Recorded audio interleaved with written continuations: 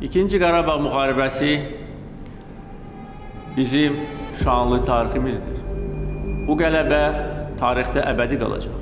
Biz şəhidlərimizlə fəxr edirik. Onların qəhrəmanlığı, onların fədakarlığı heç vaxt unudulmayacaq.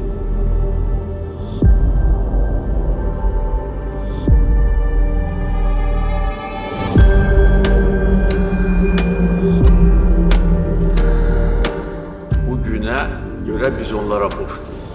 Qələbəni əldə edən əskərdir, zabitdir. O gedir, o sinəsini qabağa verir, o ölümə gedir. Biz şəhidlərimizi öz qəlbimizdə əbədi saxlayacağıq.